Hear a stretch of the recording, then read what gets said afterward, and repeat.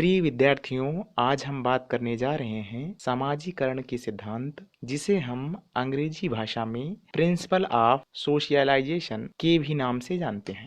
Video को start करने से पहले हम ये बताना चाहेंगे, यदि आप हमारे चैनल पर नए हैं तो इसे लाइक और सब्सक्राइब करना ना भूलें। अब हम अपने वीडियो को ओर आते हैं, लेकिन हम आपको बताना चाहेंगे, अगर इसके पहले का आपने वीडियो नहीं देखा है तो एक बार यदि आप हमारे चैनल जाएं और समाजीकरण क्या होता है उस वीडियो को देखें। ये उसी का दूसरा पार्ट है। आज हम इस वीडियो में यह जानने का प्रयत्न करेंगे कि एक व्यक्ति में समाजीकरण कैसे होता है, वह कौन कौन सी अभिप्रेरणाएं होती हैं जिसमें एक बालक को किसी क्रिया को करने के लिए प्रेरित करती हैं। इसी प्रश्नों के उत्तर के संदर्भ में कई विचारकों ने अपने सिद्धांत को प्रतिपादित किया है। इन विचारकों में Charles Horton Cooley, George Herbert Mead, Emmanuel Durkheim, Sigmund Freud इत्यादि प्रमुख रूप से विद्वान हैं। इन्होंने बताया कि समाजीकरण के द्वारा व्यक्ति में आत्म या स्वयं का विकास कैसे होता है, और इसी विकास की प्रक्रिया को विद्वानों ने अपने अलग अलग सिद्धांतों के माध्यम से स्पष्ट किया। पहला, कूले का आत्मदर्पण या स्वयं का आईना सिद्धांत। कूले के अनुसार व्यक्ति का स्व अथवा आत्म वास्तव में आत्मदर्पण होता है, अर्थात दूसरों का उसके प्रति का दृष्टिकोण एवं मूल्यांकन है, जिसमें व्यक्ति दूसरों की दृष्टि में अपने आप को देखता है। कूले ने समाजीकरण के सिद्धांत को प्रतिपादित करते हुए दो प्रश्नों के उत्तर दिए हैं। पहला, स्व क्या है? दूसरा, व्यक्तित्व क्या है? बालक में स्व का विकास ही समाजीकरण की आत्मा है। कूले का विचार है कि स्व की दृष्टि से तीन मनोवैज्ञानिक प्रक्रियाएं होती हैं। पहला, व्यक्ति में ऐसी धारणाएं और विचार विकसित होते हैं कि दूसरे व्यक्ति उसके बारे में क्या सोचते हैं। दूसरा, यह कि दूसरे व्यक्ति उसके बारे में जो कुछ भी विचार रखते हैं वह अच्छे हैं या बुरे हैं, वह अपने मन में इन विचारों की अच्छाई और बुराई के विषय में सोचता है। तीसरा, दूसरे हमारे बारे में जो विचार रखते हैं, इसकी जब हमें जानकारी होती है तो इसकी दो प्रतिक्रियाएं होती हैं। पहला, या तो हम गर्व करते हैं और या हम शर्मिंदा होते हैं। इन दोनों प्रक्रियाओं के आधार पर ही स्व का निर्माण होता है। हम दूसरे व्यक्तियों को दर्पण या आईना मानते हैं। उसमें जो हमारा प्रतिबिंब दिखाई पड़ता है वही हमारा स्व है, और इसी स्व के कारण व्यक्ति में आत्मचेतना का विकास होता है, और यही आत्मचेतना समाजीकरण का आधार है। दूसरा, दुर्खीम का सिद्धांत। समाजीकरण के संबंध में दुर्खीम ने सामूहिक प्रतिनिधित्व के सिद्धांत का प्रतिपादन किया है। अब प्रश्न यह उठता है कि सामूहिक प्रतिनिधित्व क्या है? दुर्खीम के सामूहिक प्रतिनिधित्व के सिद्धांत को हम इन आधारों पर भी समझ सकते हैं। दुर्खीम ने व्यक्तिगत प्रतिनिधित्व तथा सामूहिक प्रतिनिधित्व, सामूहिक चेतनाओं के अस्तित्व को माना है। बात अगर व्यक्तिगत प्रतिनिधित्व की करें तो समाज में अनेक व्यक्ति होते हैं। इन व्यक्तियों के अलग अलग विचार, आदर्श और भावनाएं होती हैं, और यही आदर्श, विचार और भाव व्यक्ति का प्रतिनिधित्व करते हैं।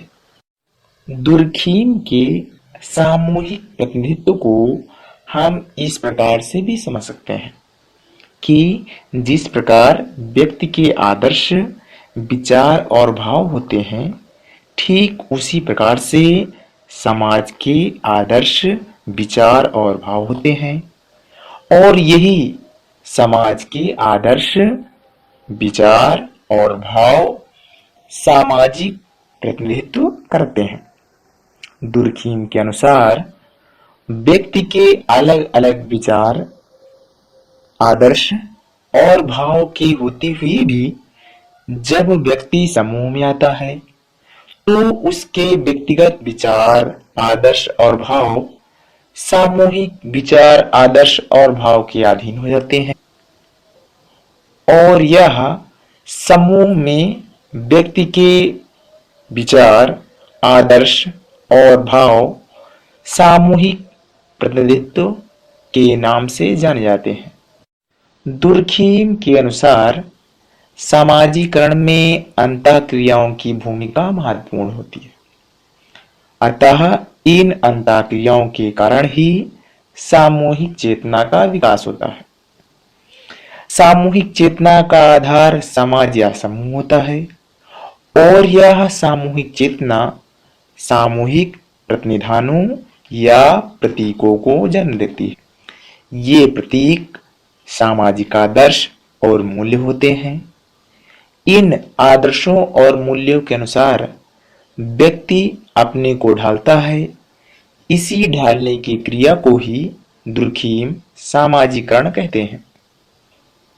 तीसरा, सिगमंड फ्रायड का मनोविश्लेषणात्मक सिद्धांत।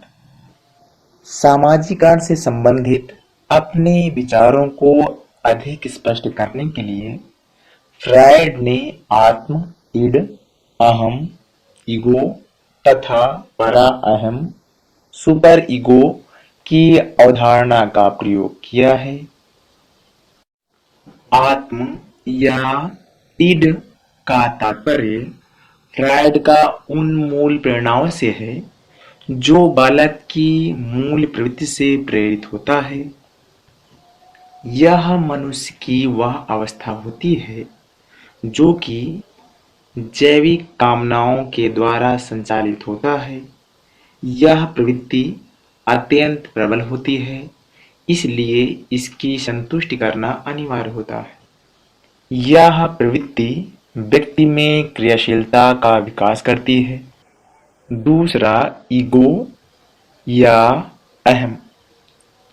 परिवार व अन्य से संपर्क के माध्यम से एक व्यक्ति में अहम का विकास होता है। इसमें व्यक्ति उचित और अनुचित की जांच करता है और ऐसे साधन बनाता है जिससे मनुष्य अपनी मूलभूत आवश्यकताओं और इच्छाओं की संतुष्टि कर सके और यहाँ व्यक्ति के अहम का विकास होता है। तीसरा, परा अहम या सुपर ईगो। सुपर ईगो या परा अहम सामाजिक मान्यताओं को प्रस्तुत करता है। ये मान्यताएं व्यक्ति को उन नियमों की जानकारी प्रदान करती है जिसकी सहायता से वह अपनी मूलभूत प्रवृत्तियों की संतुष्टि कर सकता है। इसके साथ ही व्यक्ति चेतना अवस्था में यह निश्चित करता है कि किस प्रकार की क्रिया उसे करनी चाहिए अथवा नहीं करनी चाहिए। चौथा, जॉर्ज मीड का सिद्धांत। प्रसिद्ध मनोवैज्ञानिक जॉर्ज मीड ने अपनी पुस्तक माइंड, सेल्फ एंड सोसाइटी में सामाजीकरण का सिद्धांत प्रस्तुत किया है। मीड ने इस सिद्धांत में व्यक्ति और समाज में से समाज को ज्यादा महत्वपूर्ण माना है। इसके साथ साथ मीड ने सामाजीकरण में आत्म चेतना को आधार पाया और उन्होंने बताया कि आत्म चेतना का निर्माण सामाजिक अंतःक्रिया के परिणाम स्वरूप होता है। मीड ने यह भी बताया कि जब बच्चा जन्म लेता है तब वह आंतरिक प्रेरणाओं से प्रेरित होकर क्रियाएं करता है और परिवार के सदस्यों तथा अन्य व्यक्तियों के संपर्क में आने से वह यह समझने लगता है कि लोग उससे किस प्रकार के व्यवहार की अपेक्षा करते हैं। इस प्रकार बच्चे का स्व या आत्म दूसरे लोगों के व्यवहार से प्रभावित होता है। व्यक्ति में आत्म का विकास किस प्रकार से होता है, यह स्पष्ट करने के लिए मीड ने मैं और मुझे शब्द का प्रयोग किया है। इसीलिए इस सिद्धांत को मैं और मुझे का सिद्धांत भी कहा जाता है। मीड ने बताया कि सामाजिकरण की यह प्रक्रिया बालक के जन्म के साथ ही प्रारंभ हो जाती है। जब बालक पैदा होता है तो उसमें मैं का ही ज्ञान रहता है। बच्चे को अच्छे और बुरे का भी ज्ञान नहीं होता है। इसके बाद वह माता पिता और अन्य संबंधियों के संपर्क में जब आता है तो वह मैं की भावना में जुड़ जाता है। इस प्रकार बालक में मैं और वह की भावना का विकास हो जाता है। इसका परिणाम यह होता है कि उसमें स्व के विकास की प्रक्रिया प्रारंभ हो जाती है।